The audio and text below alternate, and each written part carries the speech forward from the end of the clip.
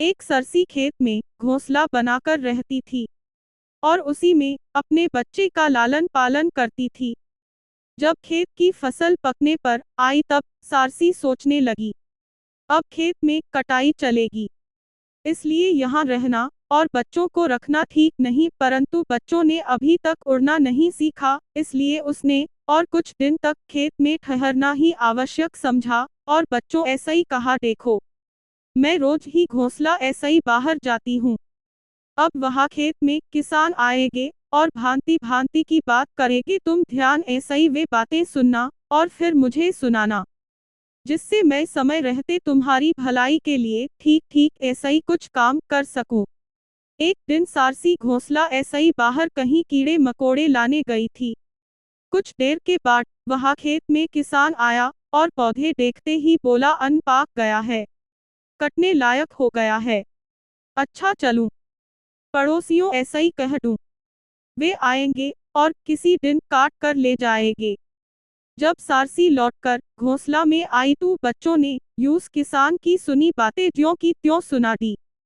फिर उससे कहा, बस हमें किसी दूसरी जगह ले चलो, मालूम नहीं किसान कब यहाँ आ धमके और हम लोग के प्राण संकट में पड़ जाएं।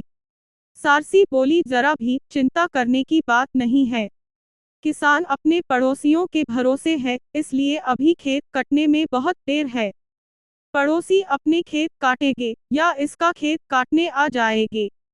कुछ दिन बाद किसान फिर खेत आया, उसने पौधे देखते देखते अन्न तो बिल्कुल पक गया है, परंतु पड़ोसियों ने इसे काटने के लिए अब तक हाथ नहीं लगाया है, उनका भरोसा करना व्यर्थ है, अच्छा चलूं भाइयों ऐसा ही कह कर देखूं, शायद वे आए और इसे काट ले जाए।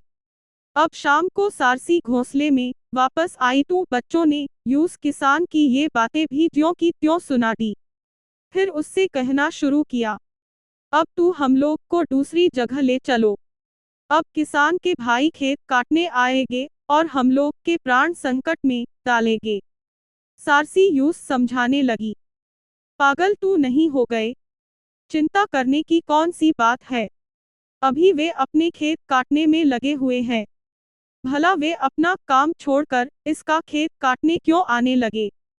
2-3 दिन बाद किसान फिर खेत में आया और पीछे देखते ही कह उठा, अब तो अनाज इस तरह पाक गया है कि पौधों ऐसा ही टूट टूट कर झड़ने लगा है, परंतु मेरे भाइयों ने इसे काटने के लिए कुछ नहीं किया, यदि और देर हो जाएगी तो मुझे बहुत हानि उठानी पड़ेगी, इसलिए अब दूसरों का मुंह ताकना व्यर्थ है, अब मैं अपना ही भरोसा करूंगा और सुबह ऐसा ही काटने में भिड़ जाऊंगा। आज भी बच्चों ने सारसी की ये सारी बातें सुनाई, फिर उसने आग्रहपूर्वक कहा, मान अब भी दूसरी जगह चलोगी या यहीं रहोगी, हम लोगों के प्राण संकट में डालोगी। सारसी बोली, हाँ अब चलूंगी, सवेरा होने ऐसा ही पहले ही यह जगह छोड़ दूंगी।